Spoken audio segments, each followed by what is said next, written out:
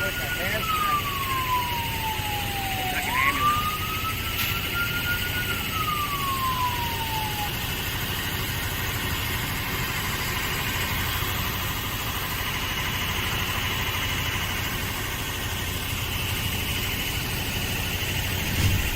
At about 11:17 this morning, we started getting calls of a serious crash on US Highway 141 in the town of Pound, southwest of the village of Crivets, or village of Coleman, where we're at now. I've been to the scene. Ideally, I would have talked to you out there, but it is an unsafe scene. We have, and I'll refer to my crude diagram here shortly, we have loss of life in this crash. The medical examiner is here with me. She'll be going out there in a little while. This is going to be a long, long night for us. The situation is such that the train that was struck by the trucks involved with this is now derailed, and both northbound and southbound lanes are blocked, completely blocked. The train was crossing the railroad tracks, or on the tracks, it was crossing 141. This is northbound 141. A loaded tanker semi was stopped by his regulations here because these lights then were going. He saw the train coming. He stopped. There was a box truck, like a single axle delivery truck, stopped in this lane, yielding for the train. Now remember, the conditions were terrible. Fog, very bad. The dump truck, number one here, impacts the box truck, forces it either between the cars or under the cars. Still under investigation, bear with me. This is preliminary information, but I want you to know what I know and what I saw. Forces the box truck under the tracks, or under the train. Second dump truck impacts the first dump truck. He's crashed down here into the train. And there was so much force that this car here is now tipped over precariously, hanging in the balance here, blocking, the train's blocking the southbound lanes. So we've got total road blockage of US 141. We will have for some time.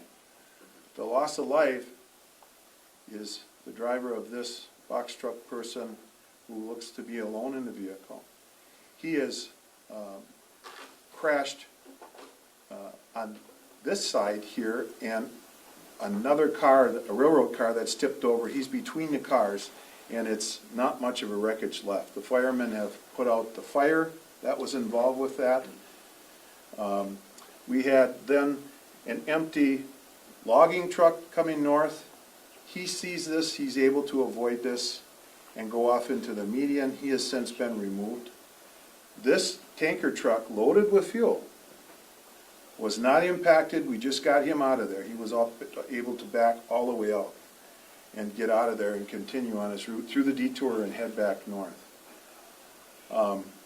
What I know right now, we've got one deceased male, and we will be out there for hours, and 141 will be blocked for hours. We will maintain, with the help of the State Patrol, detour northbound on County CP, County B, get off the ramp and go up and go around, and the same thing coming southbound. So we'll maintain that detour as long as it takes. The railroad company involved here is Escanaba and Lake Superior. They have a crew, derailment crew, but they're coming from Chicago. So it's going to be hours for them to get here and to do what they have to do. This is a major incident, and we've got loss of life, which is always very regrettable. I will say, when this came in, I got on my way over here, I was so worried that we were going to lose an officer or wreck a squad car. That would have been one thing, but we had officers in harm's way here in that weather. Traffic was not slowing down. They were hollering for more help. We're fortunate that O'Connell County Sheriff, the State Patrol, so many people, Coleman Police, all of the local police came to help us out there. And we finally, with enough lights and enough help, the Highway Commission's help, with all kinds of lights. But man, people have to be careful and slow down. I almost got hit, and there was a subsequent crash to me, below me, with a dump truck into two vehicles, and we'll have to deal with that later. Very dangerous scene for our emergency response personnel, EMS, fire, and everyone that came to help us. So, I guess that's an overview. I'd be happy to take some questions. One of the questions I want to ask you is, you talked about, before this thing started, about school buses and issues with that. You're going to put a shelter in place. Can you explain that?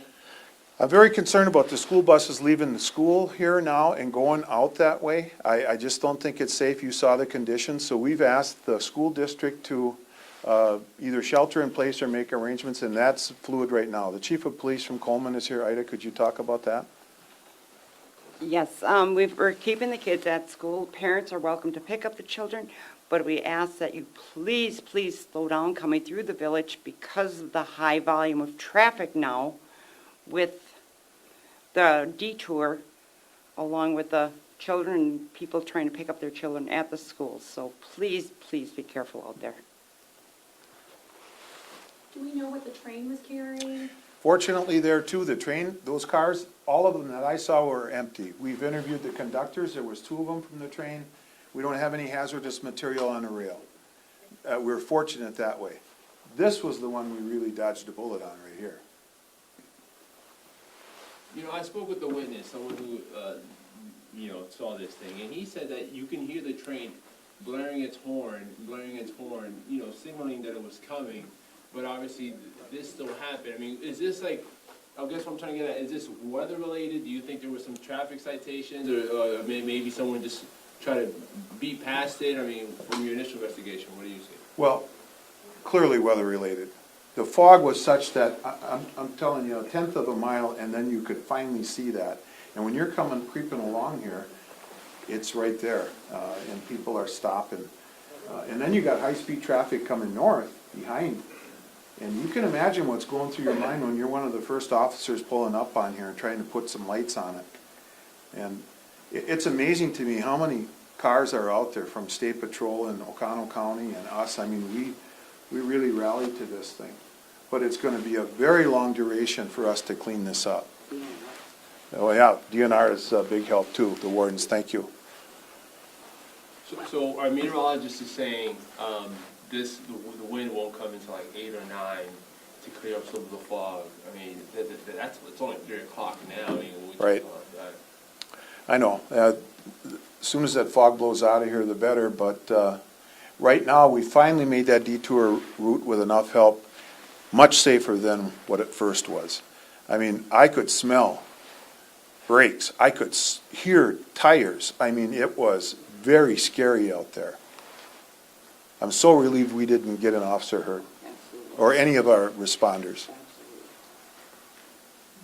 I mean, you said you'll be out there late tonight. Do you think this is going to be something you're going to be dealing with until the morning? I do, because, you've got the removal crew coming out of Chicago, we got to work with them, we've got the State Patrol, their truck, commercial vehicle inspectors and their enforcement people, their reconstruction people coming up to work this part of it. We've got a whole lot of work to do out there in conjunction with everybody else. Yeah, it's going to be a long duration. And then we're going to get high winds here tonight, like everywhere else in the region. That's concerning to us because we were informed earlier today there's a high likelihood of power outages again, and that's always a concern. Was anyone were there any injuries? I know there was one unfortunate fatality, but any injuries? Yes. Driver of the dump truck that first impacted was injured, and so was this driver. I don't know to what extent. They were taken to the hospital in Marinette. I don't know any further on their condition. There was another vehicle, a van that was non-contact. She was also able to pull off and stop and avoid this. She also left the scene, but, so many things, as bad as this was, kind of worked in our favor. The fuel wasn't, impacted. The train wasn't carrying any hazardous material.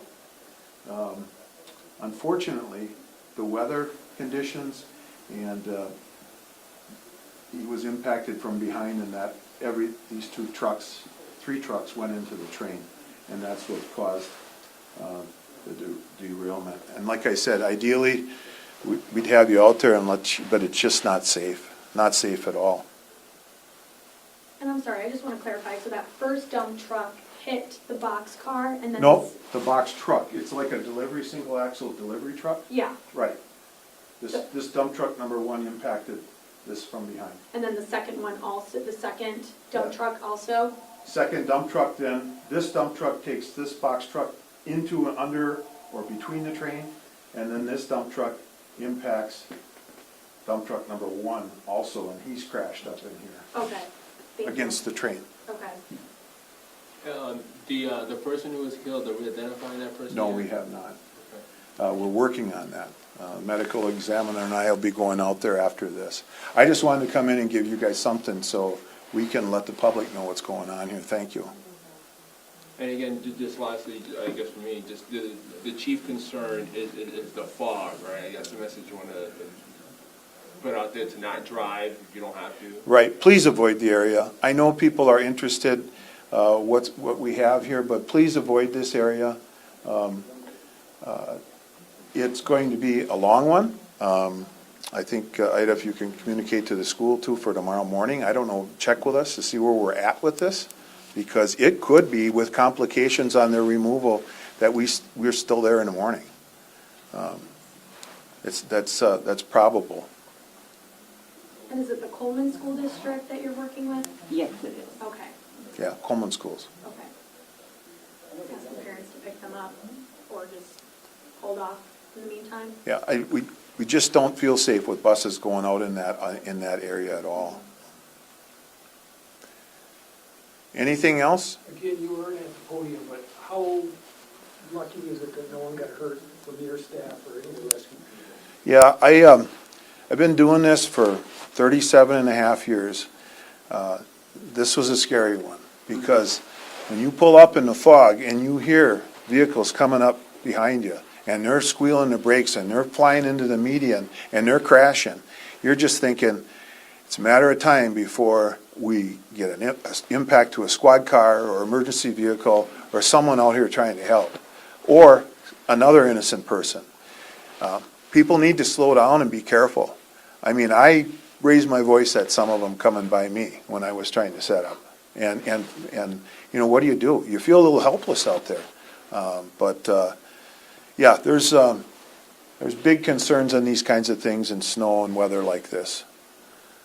At the time of the wreck, it was about 1/10 of a mile of visibility. Has it gotten worse in that time? I would say about that, like you see, it actually I think got worse since I first got there. Visibility anywhere from 50 to 100 feet, Yeah. if that.